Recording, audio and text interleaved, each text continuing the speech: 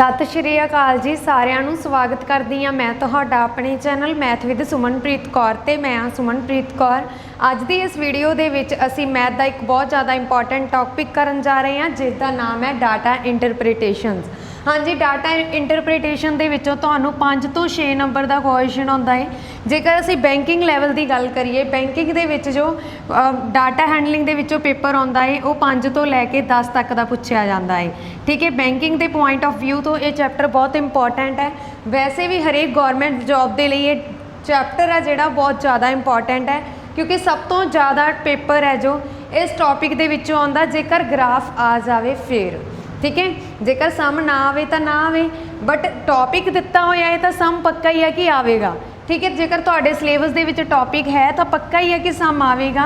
वैसे कि हुंदा ज़्यादातर कि चॉइस नहीं बचती, टॉपिक इन्ने ज़्यादा दिते हुंदे आ।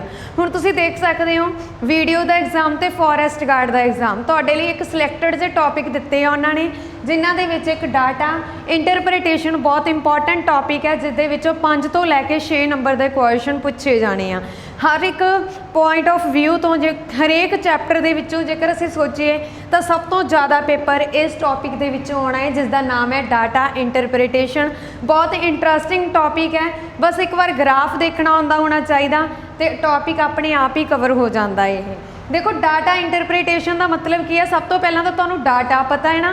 जिवें मान लो अपने हाथ 'च कोई फाइल फड़ी आ, मेरे हाथ 'च मान लो कोई फाइल आ, ठीक है, मैं किसी नूं बोलदा फड़ा के कि इहनूं संभाल के रखी, इस दे विच मेरा सारा डाटा वा, मतलब मेरा सारा डाटा मतलब मेरी सारी इन्फॉर्मेशन आ उस दे विच फाइल दे विच भी इसनूं संभाल के रखी, जां मेरियां जो भी डिग्रियां कलैक्ट कीतियां होईयां जां जो भी एक्सट्रा सर्टिफिकेट एडिशनल मिले हुए आ, ठीक है, वो सारा डाटा मेरा इस फाइल दे विच आ, तू संभाल के रखी। मेरी मतलब ID उस दे विच आ, मेरे प्रूफ सारे उस दे विच आ, मेरी सारी इन्फॉर्मेशन उस दे विच आ। तो यदा मतलब की आ कि जो डाटा हुंदा वा उहदा मीनिंग की है डाटा इंटरप्रिटेशन का, कि तुहानूं इन्हां दे विचों किसी भी डायग्राम दे विच डाटा गिवन होगा तो तुसीं क्वेश्चन तुहानूं पूछे जाणगे, डायग्राम दे विच डाटा गिवन दे के क्वेश्चन पूछे जाणगे तो तुसीं उसनूं डायग्राम नूं देख के ही आंसर देने आ। कुछ भी नहीं, बहुत इंटरेस्टिंग तो बहुत ईजी टॉपिक आ, लेंथी जरूर आ, बस इन्ना का कि टॉपिक लेंथी आ। देखो, सब तो पहला जिवें पिक्टोग्राफ आ, कोई ना कोई चित्र दिता होवेगा, जिवें गेंद दिती आ, उन्हें बोलिया भी एक गेंद दे विच 30 मैंबर आ, एक गेंद दे विच 30 मैंबर आ, ठीक है। जां मान लो एक तुहानूं मल्टीप्लाई का साइन देता, उन्होंने बोलिया इहदे विच 30 डब्बे आ, ठीक है, तो 3 डब्बियां दे विच किन्ने डब्बे होणगे, तो इन्हां 3 डब्बियां दे विच किन्ने डब्बे होणगे, ठीक है, तो किन्ने होणगे इन्हां दे विच 30 + 30 60 + 90, ठीक है, मतलब इन्हां तिन्नां दे विच किन्ने डब्बे होणगे, 90 डब्बे होणगे। बस इस तरह तुहानूं डाटा गिवन होगा, तुसीं आंसर देने आ। ये तो गल कीती है मैं पिक्टोग्राफ की, जिसका नाम है चित्रग्राफ। भी किसी ना किसी चित्र दे विच किसी ना किसी शेप दे विच तुहानूं जो डाटा गिवन होगा, तुसीं उस दे विचों जो पूछे गए क्वेश्चन उन्हां दे आंसर देने आ, पर इन्ने ईजी पेपर च नहीं आउंदे। स्टूडेंट पॉइंट ऑफ व्यू तो जेकर तुसीं गौरमेंट एग्जाम की तैयारी कर रहे हो तो ये टॉपिक तुहाडे लई अनइंपॉर्टेंट आ, पिक्टोग्राफ, ठीक है। उस तो बाद जे असीं गल करिए वेरी इंपॉर्टेंट टॉपिक वार ग्राफ, जिस दे विचों मोस्टली पेपर आउंदा है, तो उस तो भी ज़्यादा इंपॉर्टेंट टॉपिक आ तुहाडा पाई चार्ट, तो उस तो भी ज़्यादा थोड़ा वैसे लो, सब तो ज़्यादा इंपॉर्टेंट आ bar graph and pie graph. इन्हां दे विच 2 टॉपिक इंपॉर्टेंट आ। उस तो बाद table chart and line chart दे विचों हो सकदा तुहानूं बहुत घट चांस हुंदे, वैसे हो सकता कि आ जाए, ठीक है। स्टूडेंट पॉइंट ऑफ व्यू तो तुहाडे लई ये 4 टॉपिक ही इंपॉर्टेंट आ, पर most important pie chart and bar graph, ठीक है। पाई चार्ट बैंकिंग के पॉइंट ऑफ व्यू तो वैसे तो सारे इंपॉर्टेंट आ, बैंकिंग दे विच पाई चार्ट पूछा जाता है। जेकर असीं वैसे जिस तरह फॉरेस्ट गार्ड वीडियो के एग्जाम की तैयारी कर रहे हैं, तो उस पॉइंट ऑफ व्यू तो तुहाडे लई bar graph and table chart तो लाइन ग्राफ इंपॉर्टेंट आ, ठीक है। इस करके टॉपिक सारे का सारा तुहाडे लई इंपॉर्टेंट आ। सब तो पहला जेकर मैं बार ग्राफ की गल करा, बार ग्राफ के विच तुहानूं कोई इस तरह का डाटा दिता होवेगा, इस तरह ग्राफ बनाया होवेगा, ठीक है, ग्राफ इस तरह बनया होवेगा, तो इस दे विच तुहानूं कोई डाटा कोई इन्फॉर्मेशन दित्ती होवेगी, तो उस तो बाद तुहानूं प्रश्न पूछे जा सकते हैं। ज़्यादातर इस दे विचों मोस्टली जो पूछे जाते हैं वो पूछे जाते हैं कंपैरिजन वाले, रेशो वाले, परसेंटेज वाले। कंपैरिजन विच की आ जांदी आ रेशो दे पूछे जाते हैं, ठीक है, तो परसेंटेज दे पूछे जाते हैं। इसलिए मैं पहला तुहानूं ये इंपॉर्टेंट टॉपिक कवर करवाए सी, तां जो असीं बाद विच ਅੱਗੇ ਜਾ ਕੇ ਹੋਰ ਟੌਪਿਕ ਆਸਾਨੀ ਦੇ ਨਾਲ ਅਟੈਂਪਟ ਕਰ ਸਕੀਏ। And student point of view ਤੋਂ ਇੱਕ ਐਵਰੇਜ ਟੌਪਿਕ ਇਸ ਦੇ ਵਿੱਚ ਪੁੱਛਿਆ ਜਾਂਦਾ ਹੈ। ਐਵਰੇਜ ਦਾ ਮੋਸਟ ਇੰਪੋਰਟੈਂਟ ਟੌਪਿਕ ਐਵਰੇਜ ਇਸ ਦੇ ਵਿੱਚ ਪੁੱਛਿਆ ਜਾਂਦਾ ਹੈ। ਠੀਕ ਹੈ, ਤਿੰਨੇ ਟੌਪਿਕ ਇਸ ਦੇ ਵਿੱਚ ਕਵਰ ਹੋ ਜਾਂਦੇ ਆ, ਇਸ ਕਰਕੇ ਇਸ ਦੇ ਵਿੱਚੋਂ ਕਾफ़ੀ ਜ਼ਿਆਦਾ ਪੇਪਰ ਆ ਜਿਹੜਾ ਪੁੱਛਿਆ ਜਾਂਦਾ ਹੈ। ठीक है जी, हुण ये तुसीं याद रखना कि इस दे विच तां ये पुछया जांदा बार ग्राफ, मतलब बार ग्राफ दे विच तुहानूं इस तरह का ग्राफ होवेगा। पर जेकर असीं गल करिए डबल बार ग्राफ दी, डबल बार ग्राफ दे विच की आ कि तुहानूं ग्राफ डबल दिता होवेगा। इस तरह जिहड़े बार बने होणगे, जिहड़ी आ छड़ बनी होगी ये डबल होवेगी। मतलब पहले तो कोई निशानी होवेगी कि इस दे विच लाइनां बणियां होईयां ने, दूसरे दी निशानी की होवेगी कि जां तां ये एम्प्टी होवेगा जां ये बिल्कुल फिल किया होगा। ठीक है, तो तुहानूं ये दस दिता जाएगा कि जिहड़ा लाइनां वाला वो किसनूं दर्शा रहा है, तो जिहड़ा पूरा एक तरह फिल होया होया है वो किसनूं दर्शा रहा है। इस तरह तुहानूं डाटा गिवन होवेगा, विचों क्वेश्चन पूछे जाणगे कंपैरिजन वाले ते जां फिर एवरेज वाले। ठीक है, अज दे लई तां असीं तुहानूं इन्फॉर्मेशन ही देवांगे कि किहड़े-किहड़े टॉपिक पूछे जांदे आ, क्योंकि तुहानूं पता होना चाहिए है, जिवें कि मैं तुहानूं पहलां भी बोलिया है कि असीं हमेशा ही उस टॉपिक नूं मुख रख के नहीं कर रहे कि असीं किसी एक ही जॉब की तैयारी कर रहे हैं। जेकर तुसीं मेरे कोलों फॉरेस्ट गार्ड ते वीडियो दे एग्जाम की तैयारी कर रहे हो तो मैं तुहानूं इस ढंग नाल तैयारी करा रही हाँ कि अगे जाके तुसीं कोई भी पेपर आसानी नाल दे सको। ठीक है, इस करके हर एक वीडियो नूं पूरे ध्यान नाल देखना ते हर एक टॉपिक जो मैं तुहानूं दसना चाहुंदी हां उसनूं समझना। अगे आ गई हिस्टोग्राम, हिस्टोग्राम दे विच भी ग्राफ ही बनिया होवेगा, पर उस दे विच जो छड़ बनी होगी, जो डाटा बनिया होगा उस दे विच गैप नहीं होगा। ठीक है, जानी कि गैप नहीं होगा, ये छड़ जिहड़ी नाल दी नाल ही ड्रॉ की जाऊगी। इस तरह इहनूं बोलदे आं असीं हिस्टोग्राफ। ते इस तरह दी विच तुहानूं इन्फॉर्मेशन दित्ती होवेगी जिस दे विचों तुसीं क्वेश्चन दे आंसर देने होणगे। ठीक है, ये तां है हिस्टोग्राम जिहड़ी कि असीं नहीं करन वाले, क्योंकि मैं तुहानूं बार ग्राफ तो ही इन्हां नूं पिक्टोग्राफ, डबल ग्राफ ते हिस्टोग्राम नूं कंप्लीट करवा देना है। ठीक है, उस तो बाद असीं गल करिए फ्रीकुएंसी दी। बरमबारता जिवें तुसीं देखिया होना, इस तरह के टॉपिक तुसीं 8th क्लास दे विच अक्सर कीते होने आ। ठीक है, इस तरह तुहानूं कोई डाटा गिवन हुंदा वा ग्राफ दे विच बनिया होया ते उस दे विचों तुसीं आंसर देने हुंदे आ। बहुत अनइम्पोर्टेंट टॉपिक आ गौरमेंट एग्जाम के पॉइंट ऑफ व्यू तो है। ठीक है, क्योंकि मोस्टली पाई चार्ट इंपॉर्टेंट आ। अगे ग्रुपिंग डाटा, मतलब कोई सूची दी होगी, कोई कलैक्टेड डाटा दिता होएगा जिहदा वर्गीकरण किया गया होगा तो तुसीं उसदे आंसर देने आ।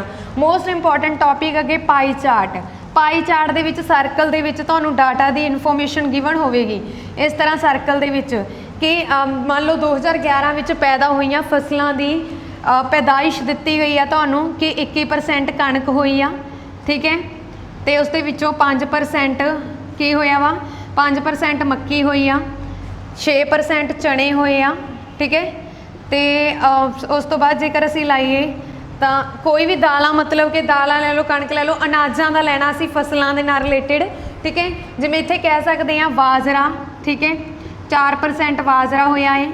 फिर उस तो बाद असीं बोल सकते हैं 25% झोना होया है, झोना। चौल भी लिख सकते हो। ठीक है, चौल, चौल भी लिख सकते हो। तो उस तो बाद इत्थे भी कोई ना कोई मतलब कि लगा लो, कुछ भी हो सकता वा।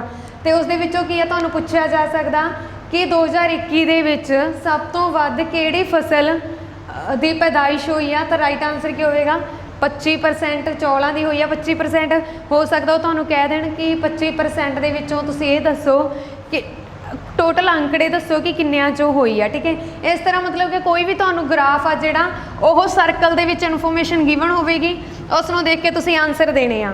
अगे असीं गल करिए टेबल चार्ट। टेबल चार्ट दे विच तुहानूं सारनी दे विच इन्फॉर्मेशन गिवन होवेगी। ठीक है, सारनी दे विच इस तरह टेबल बनिया होवेगा, इस दे विच इन्फॉर्मेशन गिवन होवेगी, जो क्वेश्चन पूछे जाणगे उन्हां दे आंसर देने आ। अगे आ गया line chart. Line chart is the most important topic. ठीक है, लाइन चार्ट दे विच की आ ग्राफ बनिया होवेगा, बट इस तरह लाइनां दे अकॉर्डिंग बनिया होगा। ठीक है, तो ये जड़ियाँ लाइनां दे अकॉर्डिंग ग्राफ बनिया होगा, इसनूं असीं बोलते हैं लाइन चार्ट। तो इस लाइन चार्ट दे विचों तुहानूं क्वेश्चन पूछे जा सकते हैं कि किस तरह के किहड़े क्वेश्चन आने आ। तो वो मतलब की है कि ग्राफ बनाया होगा, हेठां प्रश्न दिते होणगे तो तुसीं उन्हां दे आंसर देने आ। सब तो पहला अज दा जो टॉपिक है मैं तुहानूं करवाउण वाली हाँ, उसका नाम आ बार ग्राफ। ठीक है, अज दी इस वीडियो दे विच असीं बार ग्राफ कवर करांगे। मैं तुहानूं जिवें कि पहलां भी दस्सिआ असीं कुछ एक्सट्रा नहीं करांगे। बार ग्राफ दे विचों ही मैं तुहानूं डबल बार ग्राफ, हिस्टोग्राम ਤੇ ਪਿਕਟੋਗ੍ਰਾਫ ਵਰਗੇ ਕੁਐਸਚਨ ਆ ਜਿਹੜੇ ਉਹ ਕਰਵਾ ਦੇਣੇ ਆ। ठीक है, उस तो बाद नाल ही असीं पाई चार्ट, टेबल चार्ट ते लाइन चार्ट इन्हां दे नाल रिलेटेड एक एक टॉपिक कवर करांगे। ते उस सब तो पहलां असीं करांगे वार ग्राफ। ठीक है जी, वार ग्राफ। ते हुण असीं ज़्यादा टाइम वेस्ट ना करदे होए अज दी वीडियो स्टार्ट करदे हां। जिहड़े कि वार ग्राफ दे नाल रिलेटेड क्वेश्चन करवावांगी मैं तुहानूं। जिहड़ा फर्स्ट क्वेश्चन होगा बिल्कुल बेसिक लैवल तो लवांगे, ते पर सैकेंड क्वेश्चन वो करांगे जिहड़े अलग अलग कंपीटेटिव एग्जाम दे विच रिपीट हो चुके हैं, क्योंकि टाइम बहुत थोड़ा है। ठीक है, इक्को क्वेश्चन तो मैं तुहानूं बेसिक समझा के अगले क्वेश्चन इंपॉर्टेंट शुरू कर देने आ। जेकर इत्थे तक वीडियो चंगी लगी है तो प्लीज़ वीडियो नूं वध तों वध शेयर जरूर कर देना ते लाइक भी कर देना। हाँ जी, अगे तुसी नैक्सट क्वेश्चन देख सकते हो, बोर्ड ते मैं लिख दिता होया है। बार ग्राफ दे विचों अक्सर इसी तरह के क्वेश्चन पूछे जाते हैं। तुसी देख सकते हो एक ग्राफ दिता होया है तो उन्होंने बोलिया है कि हेठां दिता छड़ ग्राफ एक दुकानदार द्वारा लगभग 5 सालों दौरान बेचिया गई किताबों की गिणती नूं दर्शाउंदा। आ 5 साल दिते होए आ, इन्हां दे विच बेचिया गई किताबों की गिणती नूं दर्शा रहा है छड़ ग्राफ। वो कहता छड़ ग्राफ नूं पढ़ो, हेठां दिते प्रश्नों के उत्तर दिओ। ये बहुत सिंपल है, इस तरह के क्वेश्चन एग्जाम के विच नहीं आते। ये सिर्फ एक सिंपल क्वेश्चन बेसिक तो लिया गया तां जो तुहानूं छड़ ग्राफ देखना आवे कि किस तरह असीं देखना है, किस तरह असीं गिनती लैनी है। ठीक है, उस पॉइंट ऑफ व्यू तो तुहाडे लिए क्वेश्चन ऐड किया गया है। नैक्सट वाले क्वेश्चन आ जिहड़े वो हाई लैवल के होणगे। तो उस तो बाद असीं देखते हैं क्वेश्चन पूछे किहड़े गए आ। पहले च पूछे होने साल 2008, 2009, 2011, 2008, 2009 ते 2011 विच लगभग कितनियां किताबां बेचियां गईयां। देखो 2008 दे विच कितनियां बेचियां गईयां 250। देखो गिणती कित्थे आ रही आ 2008 दे विच इहदे हाफ च आ रही आ। वैसे तो जे इत्थे तक ग्राफ हुंदा तां मैं बोल दिंदी कि 200 आ, पर हुण की आ उहदे हाफ च आ रही आ, मतलब 200 ते 300 दे विचकार आ रही आ ते बिल्कुल सेंटर च आ रही आ। तो 200 ते 300 दे बिल्कुल सेंटर च की होवेगा 250 कि लगभग 250 किताबां बेचियां गईयां 2008 दे विच। फिर उन्हें पूछा 2009 दे विच, तां 2009 दे विच कितनियां पुछियां गईयां वा लगभग। असीं इत्थों की लवांगे कि लगभग कितनियां बेचियां गईयां 2009 दे विच 375, 375 ही है ना। फिर उन्हें बोलिया 2011 दे विच कितनियां बेचियां गईयां, तो 2011 की संख्या असीं किसदे अकॉर्डिंग लवांगे, इस दे अकॉर्डिंग। कित्थे आ रही आ इत्थे, बिल्कुल सेंटर च नहीं गा, सेंटर तो थोड़ा ऊपर है। तो मतलब की आ कि 2011 दे विच टोटल 175 किताबां बेचियां गईयां। तो हुण बस इन्हां ऐड कर देना तो असीं दस देना वा। 5 5 किन्ने हुंदे आ 10, 7 7 14, 14 ते 5 19, 19 ते 1 20। ठीक है, फिर 2 रह गए। उस तो बाद 2 ते 1 3, 3 3 6, 6 2 8 कि साल 2009, 2008 ते 2011 दे विच लगभग 800 किताबां बेचियां गईयां। Vary simple. ठीक है, ईजी है, बस ग्राफ नूं देख के ही तुसीं आंसर देने आ। तो सब तो पहला फिर असीं हुण सैकेंड क्वेश्चन की जेकर गल करिए कि सैकेंड की पूछा गया वा इस दे विच, तो सैकेंड पूछा गया है कि किहड़े साल विच लगभग, हाँ जी, किहड़े साल विच लगभग 200 किताबां बेचियां गईयां। किहड़े साल विच लगभग 200 किताबां बेचियां गईयां। किहड़े साल विच, तुसीं ग्राफ तो देखो उन्नी देर, किहड़े साल विच लगभग 200 किताबां बेचियां गईयां। हाँ जी, उन्होंने ने साल पूछया तो 200 किताबां असीं देख लैंदे आ किहड़े साल च बेचियां गईयां 2010 दे विच, नाल उहने लगभग लिखिया तो 2011 भी हो सकता। जेकर ऑप्शन दे विच तुहानूं 2010 ना मिले 2011 मिल जाए तो राइट आंसर 2011 होगा, क्योंकि अप्रोक्सीमेट 2011 च ही बेचियां गईयां ना 200। तो ये तुहाडा राइट आंसर होगा 2010 एंड 2011। आंसर तुसीं ऑप्शन के अकॉर्डिंग दोगे। जेकर ऑप्शन के 2010 है तो तुसीं 2010 ही लगाओगे, जेकर 2011 है तो 2011 लगा दोगे। ठीक है, क्योंकि तुहानूं कन्फ्यूज़ करने के लिए इस तरह के क्वेश्चन अक्सर पूछे जाते हैं। फिर अगे उन्हें बोलिया ਕਿਹੜੇ ਸਾਲ ਵਿੱਚ ਲਗਭਗ 175 ਕਿਤਾਬਾਂ ਵੇਚੀਆਂ ਗਈਆਂ। ਹਾਂਜੀ, ਉਹਨੇ ਬੋਲਿਆ ਕਿ ਕਿਹੜੇ ਸਾਲ ਦੇ ਵਿੱਚ ਲਗਭਗ 175 ਅਤੇ 375 ਕਿਤਾਬਾਂ ਵੇਚੀਆਂ ਗਈਆਂ। 175 ਕਿੱਥੇ ਬਣ ਰਿਹਾ ਇੱਥੇ, ਤੇ ਕਿਹੜੇ ਸਾਲ ਦੇ ਅਕੋਰਡਿੰਗ ਬਣ ਰਿਹਾ ਵਾ, 2010 ਦੇ ਅਕੋਰਡਿੰਗ ਵੀ ਬਣ ਰਿਹਾ ਤੇ 2011 ਦੇ ਅਕੋਰਡਿੰਗ ਵੀ। ਵੈਸੇ ਤੁਹਾਡਾ ਇੱਥੇ ਰਾਈਟ ਆਨਸਰ 2011 ਹੀ ਆ, ਠੀਕ ਹੈ। 2011 ਦੇ ਵਿੱਚ ਲਗਭਗ ਕਿੰਨੀਆਂ ਕਿਤਾਬਾਂ ਪੁੱਛੀਆਂ ਉਹਨੇ, 175, ਤਾਂ 2011 ਦੇ ਵਿੱਚ ਵੇਚੀਆਂ ਗਈਆਂ। ਅਗਲੇ ਵਿੱਚ ਉਹਨੇ ਤੁਹਾਨੂੰ ਪੁੱਛਿਆ ਕਿ 375 ਕਿਤਾਬਾਂ ਕਿਹੜੇ ਸਾਲ ਵਿੱਚ ਵੇਚੀਆਂ ਗਈਆਂ। 375 ਆ ਪਿਆ ਤੇ ਇਹਦੇ ਅਕੋਰਡਿੰਗ ਕਿਹੜਾ ਬਣ ਰਿਹਾ, 2009, ਤਾਂ 2009 ਦੇ ਵਿੱਚ ਵੇਚੀਆਂ ਗਈਆਂ 375, ਠੀਕ ਹੈ। ਇਸ ਤਰ੍ਹਾਂ ਤੁਸੀਂ ਗ੍ਰਾਫ ਨੂੰ ਦੇਖ ਕੇ ਆਪਣੇ ਆਨਸਰ ਦੇਣੇ ਆ। ਹੋ ਸਕਦਾ ਉਹ ਤੁਹਾਨੂੰ ਪਰਸੈਂਟੇਜ ਪੁੱਛ ਲਵੇ, ਹੋ ਸਕਦਾ ਤੁਹਾਨੂੰ ਕੁਐਸਚਨ ਇਹ ਪੁੱਛ ਲਵੇ ਕਿ ਵੇਚੀਆਂ ਗਈਆਂ ਕਿਤਾਬਾਂ ਦਾ ਅਨੁਪਾਤ ਪਤਾ ਕਰੋ, ਪਰ ਕਿੰਨਾ ਕਿੰਨਾ ਦਾ, 2000 ਤੁਹਾਨੂੰ ਪੁੱਛ ਸਕਦਾ ਵਾ ਕਿ 2010 ਵਿੱਚ ਵੇਚੀਆਂ ਗਈਆਂ ਕਿਤਾਬਾਂ ਦਾ ਅਨੁਪਾਤ, 2010 ਵਿੱਚ ਵੇਚੀਆਂ ਗਈਆਂ ਕਿਤਾਬਾਂ ਦਾ ਅਨੁਪਾਤ ਤੇ 2012 ਵਿੱਚ ਵੇਚੀਆਂ ਗਈਆਂ ਕਿਤਾਬਾਂ ਦਾ ਅਨੁਪਾਤ ਪਤਾ ਕਰੋ। ਤਾਂ 2010 ਦੇ ਵਿੱਚ ਕਿੰਨੀਆਂ ਵੇਚੀਆਂ ਗਈਆਂ, 200, ਤੇ 2012 ਦੇ ਵਿੱਚ ਕਿੰਨੀਆਂ ਵੇਚੀਆਂ ਗਈਆਂ, 200। 2012 ਦੇ ਵਿੱਚ ਕਿੰਨੀਆਂ ਵੇਚੀਆਂ ਗਈਆਂ, 450, ਠੀਕ ਹੈ। ਜਿਹੜਾ ਪਹਿਲਾਂ ਪੁੱਛਿਆ ਗਿਆ ਉਹਦਾ ਪਹਿਲਾਂ ਹੀ ਲਿਖਦੇ ਹੁੰਦੇ ਆ, ਫਿਰ ਰੇਸ਼ੋ ਨੂੰ ਅਸੀਂ ਡਿਵਾਈਡ 'ਚ ਲਿਖ ਸਕਦੇ ਹਾਂ। ਤੇ ਮੈਂ ਇਹਨੂੰ ਕੱਟ ਕਰ ਦਿੱਤਾ, 5 ਦੇ ਪਹਾੜੇ ਤੇ ਡਿਵਾਈਡ ਹੋ ਰਹੇ ਆ, 9 5 45, 4 5 20, ਤਾਂ ਉਹਨਾਂ ਦੀ ਰੇਸ਼ੋ ਆ ਗਈ 4:9, ਠੀਕ ਹੈ। ਇਸ ਤਰ੍ਹਾਂ ਦੇ ਕੁਐਸਚਨ ਤੁਹਾਨੂੰ ਰੇਸ਼ੋ ਦੇ ਨਾਲ ਕੰਪੈਰੀਜ਼ਨ ਕਰਕੇ ਪੁੱਛੇ ਜਾ ਸਕਦੇ ਆ। ਹੋ ਸਕਦਾ ਤੁਹਾਨੂੰ ਉਹਨਾਂ ਨੇ ਪਰਸੈਂਟੇਜ ਪੁੱਛ ਲੈਣ ਕਿ ਸਾਲ 2012 ਦੇ ਵਿੱਚ ਲਗਭਗ ਕਿੰਨੇ % ਕਿਤਾਬਾਂ ਵਿਕੀਆਂ, ਠੀਕ ਹੈ। ਇਸ ਤਰ੍ਹਾਂ ਤੁਹਾਨੂੰ ਡਾਟਾ ਵਾ ਜਿਹੜਾ ਗ੍ਰਾਫ ਦੇ ਵਿੱਚ ਗਿਵਨ ਹੋਵੇਗਾ, ਗ੍ਰਾਫ ਦੇ ਵਿੱਚੋਂ ਤੁਸੀਂ ਵੈਲਿਊ ਚੈੱਕ ਕਰਕੇ ਪੁੱਛੇ ਗਏ ਕੁਐਸਚਨਾਂ ਦੇ ਆਨਸਰ ਦੇਣੇ ਆ। ਇਹ ਤਾਂ ਸੀ ਸਾਡਾ ਬਾਰ ਗ੍ਰਾਫ, ਜਿਸ ਦੇ ਨਾਲ ਰਿਲੇਟਿਡ ਹੁਣ ਅਸੀਂ ਇੰਪੋਰਟੈਂਟ ਕੁਐਸਚਨ ਕਰਾਂਗੇ ਇੱਕ, ਠੀਕ ਹੈ, ਜੋ ਕਿ 2021 ਦੇ ਇੱਕ ਐਗਜ਼ਾਮ ਦੇ ਵਿੱਚ ਆ ਚੁੱਕਿਆ ਹੈ। ਤੁਸੀਂ ਧਿਆਨ ਦੇਣਾ ਉਸ ਗ੍ਰਾਫ ਦੇ ਵੱਲ। ਤੁਸੀਂ ਦੇਖ ਸਕਦੇ ਹੋ ਨੈਕਸਟ ਸਮ ਮੈਂ ਤੁਹਾਡੇ ਅੱਗੇ ਬੋਰਡ ਤੇ ਲਿਖ ਦਿੱਤਾ ਹੈ। ਜਿਵੇਂ ਬੋਲਿਆ ਗਿਆ ਹੈ, ਹੇਠਾਂ ਦਿੱਤਾ ਬਾਰ ਗ੍ਰਾਫ 5 ਕੰਪਨੀਆਂ ਦੇ 2001 ਵਿੱਚ ਆਮਦਨ ਅਤੇ ਖਰਚ ਨੂੰ ਦਰਸਾ ਰਿਹਾ ਹੈ। ਗ੍ਰਾਫ ਨੂੰ ਪੜ੍ਹੋ ਅਤੇ ਪੁੱਛੇ ਗਏ ਪ੍ਰਸ਼ਨਾਂ ਦੇ ਉੱਤਰ ਦਿਓ। ਸਭ ਤੋਂ ਪਹਿਲਾਂ ਦੇਖੋ ਗ੍ਰਾਫ ਦੇ ਵਿੱਚ ਜੋ ਲਾਈਨਾਂ ਵਾਲਾ ਛੜ ਦਿਖ ਰਿਹਾ ਤੁਹਾਨੂੰ, ਲਾਈਨਾਂ ਵਾਲੇ ਬਾਰ ਦਿਖ ਰਹੇ ਆ ਬਣੇ ਹੋਏ, ਇਹ ਆਮਦਨ ਨੂੰ ਦਰਸਾ ਰਹੇ ਆ, ਤੇ ਜੋ ਖਰਚ ਨੂੰ ਦਰਸਾ ਰਹੇ ਆ ਉਹ ਸਿੰਪਲ ਤੁਹਾਨੂੰ ਦਿਖ ਰਿਹਾ ਵਾ, ਜਿਨ੍ਹਾਂ ਦੇ ਵਿੱਚ ਜਿਹੜੇ ਐਮਟੀ ਪਏ ਆ, ਠੀਕ ਹੈ। ਤੇ ਇਹ ਇਹਨਾਂ ਨੂੰ ਡਿਨੋਟ ਕਰ ਰਹੇ ਆ। ਕੰਪਨੀਆਂ ਦੇ ਨਾਮ ਆ MNPQR, ਤੇ ਉਹਨਾਂ ਦੇ ਵਿੱਚ ਉਹਨਾਂ ਦੇ ਖਰਚ ਤੇ ਆਮਦਨ ਨੂੰ ਦਰਸਾ ਰਿਹਾ ਹੈ ਇਹ ਗ੍ਰਾਫ 2001 ਦੇ ਵਿੱਚ। ਤਾਂ ਸਭ ਤੋਂ ਪਹਿਲਾਂ ਉਹਨਾਂ ਨੇ ਪੁੱਛਿਆ ਕਿ ਸਾਲ 2001 ਵਿੱਚ ਅਧਿਕਤਮ ਲਾਭ ਕਮਾਉਣ ਵਾਲੀ ਕੰਪਨੀ ਕਿਹੜੀ ਆ, ਜਿਹਨੂੰ ਸਭ ਤੋਂ ਜ਼ਿਆਦਾ ਲਾਭ ਹੋਇਆ। ਤਾਂ ਜਿਹਨੇ ਸਭ ਤੋਂ ਜ਼ਿਆਦਾ ਇਨਕਮ ਕਮਾਈ ਆ, ਠੀਕ ਹੈ, ਸਭ ਤੋਂ ਜ਼ਿਆਦਾ ਇਨਕਮ ਕਿਹੜੀ ਕੰਪਨੀ ਕਮਾ ਰਹੀ ਆ, ਸਭ ਤੋਂ ਜ਼ਿਆਦਾ ਇਨਕਮ ਇਹਨਾਂ ਦੇ ਵਿੱਚੋਂ ਕਮਾ ਰਹੀ ਆ, ਕਿਹੜੀ ਕੰਪਨੀ ਕਮਾ ਰਹੀ ਆ, ਤੁਸੀਂ ਦੇਖ ਸਕਦੇ ਹੋ ਇਹਨਾਂ ਦੇ ਵਿੱਚੋਂ ਸਭ ਤੋਂ ਜ਼ਿਆਦਾ ਇਨਕਮ ਕਮਾ ਰਹੀ ਆ ਕਿਊ, ਕਿਉਂਕਿ ਕਿਊ ਦੇ ਵਿੱਚ ਜੋ ਖਰਚ ਆ ਉਹ ਕਿੰਨਾ ਹੋ ਰਿਹਾ ਵਾ, 40 ਦਾ, ਠੀਕ ਹੈ। ਸੌਰੀ, ਜੋ ਆਮਦਨ ਆ ਉਹ ਕਿੰਨੀ ਆ, 40 ਦੀ ਆ, ਤੇ ਜਿਹੜਾ ਖਰਚ ਹੋਇਆ ਵਾ ਉਹ ਕਿੰਨਾ ਹੋਇਆ ਵਾ, 30 ਦਾ ਹੋਇਆ ਵਾ। ਬਾਕੀ ਸਾਰੀਆਂ ਕੰਪਨੀਆਂ ਦੇ ਵਿੱਚ ਤੁਸੀਂ ਇੱਥੇ ਦੇਖ ਸਕਦੇ ਹੋ ਖਰਚ ਵੀ ਜ਼ਿਆਦਾ ਹੋਇਆ ਵਾ, ਆਮਦਨ ਘੱਟ ਹੋਈ ਆ। ਫਿਰ ਇੱਧਰ ਤੁਸੀਂ ਦੇਖ ਸਕਦੇ ਹੋ ਖਰਚ ਹੋਇਆ ਹੈ 50 ਦਾ ਤੇ ਇਨਕਮ ਹੋਈ ਆ 40 ਦੀ, ਠੀਕ ਹੈ।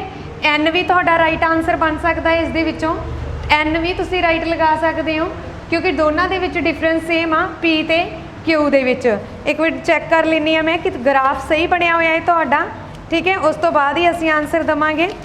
ਗ੍ਰਾਫ ਦੇ ਵਿੱਚ ਆ ਕਿ ਤੁਹਾਡੇ ਕੋਲੇ 40 50 ਤੇ 40 30, ਠੀਕ ਹੈ।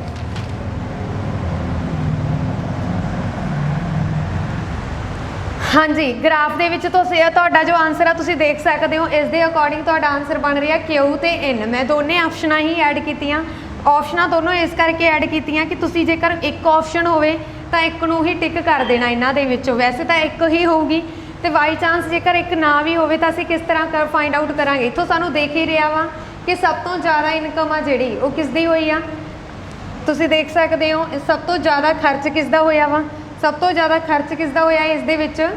ਤਾਂ ਖਰਚ ਦੇ ਅਕੋਰਡਿੰਗ ਜੋ ਤੁਹਾਡਾ ਸਮ ਬਣ ਰਿਹਾ ਹੈ, ਸਭ ਤੋਂ ਜ਼ਿਆਦਾ ਖਰਚ ਕਰਨ ਵਾਲੀ ਕੰਪਨੀ ਇਹਦੇ ਵਿੱਚੋਂ ਦੇਖੋ ਐਨ ਨੇ 40, ਜਿਹੜਾ ਐਨ ਦਾ ਖਰਚ ਹੋਇਆ ਹੈ ਉਹ ਹੋਇਆ 40 ਦਾ, ਤੇ ਆਮਦਨ ਉਹਨੇ ਕਮਾਈ ਆ 50 ਦੀ। सेम इस तरह क्यू की जेकर असीं गल करिए तो सब तो घट खर्च तुसीं देखो किने कीता, सब तो घट खर्च किया वा क्यू ने किया वा, तो प्रॉफिट आ जोड़ा वो इन्हां दे नालों 10 का ही कमा रहा वा। ठीक है, जिवें तुहानूं दिख रहा वा डिफरेंस 10 का वा इन्हां दे विच। ठीक है, तो सब तो ज़्यादा आंसर इसका राइट आंसर की होगा, क्यू होगा। जेकर क्यू की ऑप्शन ना आई तो फिर तुसीं एन लगाओगे। इस तरह के क्वेश्चन अक्सर एग्जाम के पूछे जाते हैं, थोड़े ध्यान दे नाल करना। अगे असीं करते हैं क्वेश्चन नंबर 2। मैं नोट कर दिंदी हाँ तो एक बार बोल दिंदी हाँ, 3 सैकेंड के तुसीं खुद अटैम्प्ट करना। साल 2001 विच सारियां 5 कंपनियां दे इकट्ठे लाभ अते हानि प्रतिशत पता करो। हाँ जी, 2001 दे विच सारियां 5 कंपनियां दे इकट्ठे लाभ अते हानि प्रतिशत पता करो। इकट्ठे लाभ अते हानि प्रतिशत पता करो। ठीक है, वेरी इंपॉर्टेंट सम। तो इस मैं तुहानूं ऑप्शन भी ऐड कर दिंदी हाँ, A, option B, option C ते ऑप्शन डी। ऑप्शन ए किहड़ी आ? ऑप्शन ए आ 6.88% हानि, लॉस एल पा दी है मैं नाल। उस तो बाद तुसीं देख सकते हो 4.65 लाभ, 4.65% का प्रॉफिट होया, मैं पी पा दी है नाल, गेन भी लिखा हो सकता वा। ठीक है, 4.88 लाभ तो 4% हानि। ये तुहाडियां ऑप्शनस ने। हाँ जी, उन्होंने पूरियां 5 कंपनियां का लाभ बारे पूछा वा। सब तो पहला असीं की करांगे, इन्हां दे खर्च का टोटल कर लवांगे, उस तो बाद इन्हां दी इनकम का टोटल कर लवांगे। देखो इन्हां दी इनकम का टोटल करिए तो एम की इनकम कितनी आ, आमदन की गल हो रही है, तो एम की आमदन कितनी है, ये तुसीं देख सकते हो एम की आमदन आ 35। ठीक है, उस तो बाद तुसीं देख सकते हो एन की आमदन आ 50, तो पी की आमदन कितनी आ, पी की आमदन आ 45, तो क्यू की आमदन कितनी आ, क्यू की आमदन आ 40, तो आर की आमदन आ 50। ठीक है, इन्हों का असीं टोटल करांगे 50। पहला तुसीं देख सकते हो इत्थे बन जाना तुहाडे कोले 0, उस तो बाद 5 4 9, 9 4 13, 13 5 18, 18 ते 3 किन्ने हुंदे आ 21, मतलब तुहाडे कोल किन्नी बन गई 200। हाँ जी, 221। देख लेने इत्थे कोई गलती तो नहीं की हुई। ठीक है, एक बार चैक कर लेना।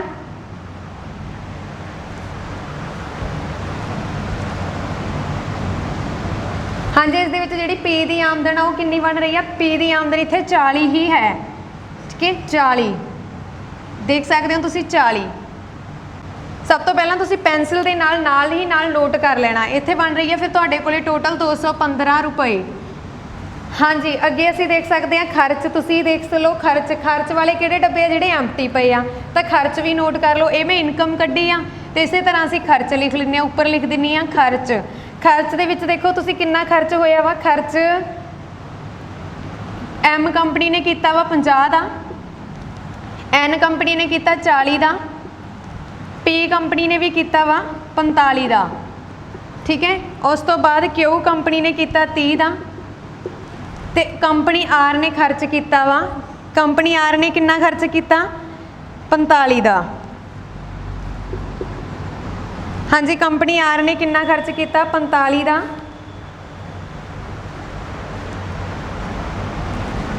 तो कंपनी एम ने भी खर्च कितना किया 45 का। इत्थे गलत लिखता बाय मिस्टेक। कंपनी एम ने 45 का खर्च किया, तो टोटल बन गया तुहाडे कोले 205 रुपए। ठीक है, हुण इहदे विच फॉर्मूला की आ, जदों भी तुसीं प्रॉफिट जां लॉस पता करना वा, सब तो पहला तुसीं देख सकते हो जो इनकम आ वो ज़्यादा हुई आ। जे इनकम ज़्यादा हुई आ मतलब उन्होंने की होया वा प्रॉफिट, तो 215 माइनस 205 डिवाइडेड बाय 205 इहदा फॉर्मूला वा। फॉर्मूला की आ, इनकम देखो जो आमदन माइनस खर्च डिवाइडेड बाय खर्च मल्टीप्लाई करना 100 नाल, क्योंकि उन्हें परसेंटेज पूछया वा। तो जो तुसीं इहदे विचों माइनस करोगे तो तुहाडे कोल इत्थे बन जाना 205 माइनस किते 10 गुणा 1000 बटा 205। इनू तुसीं 5 ते डिवाइड करोगे, इत्थे बन जाना 2, इत्थे तुहाडे कोले बन जाना वा 4 1, तो इत्थे तुहाडे कोले बन जाना 200 डिवाइडेड बाय 41। जदों तुसीं इनू डिवाइड करोगे तो तुसीं देख सकते हो तुहाडे कोले जो आंसर बनेगा 4.88% लॉस का बनेगा। ठीक है, कि उन्होंने 4.88% की होया वा 4.88%। एक मिनट ਇਸ ਦੇ ਵਿੱਚੋਂ ਤੁਸੀਂ ਦੇਖ ਸਕਦੇ ਹੋ ਜੇਕਰ ਖਰਚ ਜ਼ਿਆਦਾ ਹੋਇਆ ਹੈ ਜਾਂ ਇਨਕਮ ਜ਼ਿਆਦਾ ਹੋਈ ਆ। ਇਨਕਮ ਜ਼ਿਆਦਾ ਹੋਈ ਆ ਤਾਂ ਦੇਖ ਸਕਦੇ ਹੋ ਇਨਕਮ ਜ਼ਿਆਦਾ ਹੋਈ ਆ ਤਾਂ ਮਤਲਬ ਉਹਨਾਂ ਨੂੰ ਕੀ ਹੋਇਆ ਵਾ, ਪ੍ਰੋਫਿਟ ਹੋਇਆ ਵਾ। ਤਾਂ ਪ੍ਰੋਫਿਟ ਦੇ ਵਿੱਚ ਸਿਰਫ ਇੱਕੋ ਹੀ ਆਪਸ਼ਨ ਆ। ਦੇਖੋ ਹੁਣ ਆਨਸਰ ਕੀ ਬਣ ਰਿਹਾ ਵਾ, ਆਨਸਰ ਬਣ ਰਿਹਾ ਵਾ ਤੁਹਾਡੇ ਕੋਲੇ 4.88, ਪਰ ਇੱਥੇ ਉਹਨੇ ਲਾਸ ਲਿਖਿਆ ਹੋਇਆ। ਅਸੀਂ ਜਲਦੀ 'ਚ ਟਿਕ ਨਹੀਂ ਕਰਾਂਗੇ, ਅਸੀਂ ਆਪਸ਼ਨ ਨੰਬਰ B ਟਿਕ ਕਰਾਂਗੇ। ਠੀਕ ਹੈ, ਅੱਗੇ ਅਸੀਂ ਕਰਦੇ ਹਾਂ ਥਰਡ ਕੁਐਸਚਨ। ਥਰਡ ਦੇ ਵਿੱਚ ਤੁਸੀਂ ਦੇਖ ਸਕਦੇ ਹੋ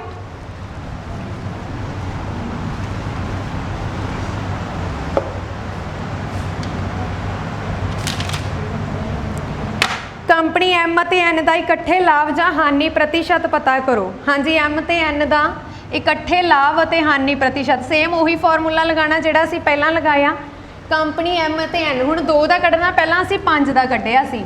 ਠੀਕ ਹੈ, ਕੰਪਨੀ M ਐਂਡ N ਦਾ ਲਾਭ ਅਤੇ ਹਾਨੀ ਪ੍ਰਤੀਸ਼ਤ ਪਤਾ ਕਰੋ। ਸਭ ਤੋਂ ਪਹਿਲਾਂ ਅਸੀਂ M ਤੇ N ਦਾ ਕੀ ਕੱਢ ਲੈਂਦੇ ਹਾਂ, ਖਰਚ ਪਤਾ ਕਰ ਲੈਂਦੇ ਹਾਂ ਕਿੰਨਾ ਵਾ। M ਦਾ ਖਰਚ ਤੁਸੀਂ ਇੱਥੇ ਦੇਖ ਸਕਦੇ ਹੋ, ਤੁਹਾਡੇ ਕੋਲੇ ਸੀਗਾ M ਦਾ ਖਰਚ 45। ਠੀਕ ਹੈ, ਤੇ ਨਾਲ ਕਿਹਦਾ ਬੋਲਿਆ ਉਹਨੇ, N ਦਾ। N ਦਾ ਖਰਚ ਕਿੰਨਾ ਵਾ, 40। ਤਾਂ ਇਹ ਕਿੰਨਾ ਹੋ ਗਿਆ ਟੋਟਲ, 85। ਠੀਕ ਹੈ, ਖਰਚ ਕਿੰਨਾ ਹੋ ਗਿਆ, 85 ਹੋ ਗਿਆ। ਤੇ ਇਨਕਮ ਅਸੀਂ ਦੇਖ ਲੈਂਦੇ ਹਾਂ, ਇਨਕਮ ਆ ਜਿਹੜੀ ਉਹ ਹੈਗੀ ਆ 35 M ਦੀ, ਤੇ N ਦੀ ਇਨਕਮ ਕਿੰਨੀ ਆ, 50। 35 ਤੇ 50 ਕਿੰਨੇ ਹੁੰਦੇ ਆ, 85। ਮਤਲਬ ਕੀ ਆ, ਇੱਥੇ ਕੀ ਹੋਇਆ, 50 ਕੋਈ ਉਹਨਾਂ ਦਾ ਖਰਚ ਹੋਇਆ ਵਾ ਤੇ 85 ਹੀ ਉਹਨਾਂ ਨੂੰ ਕੀ ਹੋਈ ਆ, ਇਨਕਮ ਹੋਈ ਆ। ਮਤਲਬ ਨਾ ਤਾਂ ਉਹਨਾਂ ਨੂੰ ਪ੍ਰੋਫਿਟ ਹੋਇਆ ਤੇ ਨਾ ਹੀ ਉਹਨਾਂ ਨੂੰ ਲਾਸ ਹੋਇਆ। ਤੁਸੀਂ ਲਗਾ ਕੇ ਆਓਗੇ no profit and no loss, ਮਤਲਬ ਨਾ ਉਹਨਾਂ ਨੂੰ ਪ੍ਰੋਫਿਟ ਹੋਇਆ ਨਾ ਲਾਸ ਹੋਇਆ, ਉਹਨਾਂ ਦਾ ਤਾਂ ਖਰਚ ਵੀ ਸੇਮ ਹੋਇਆ ਤੇ ਇਨਕਮ ਵੀ ਸੇਮ ਹੋਈ ਆ।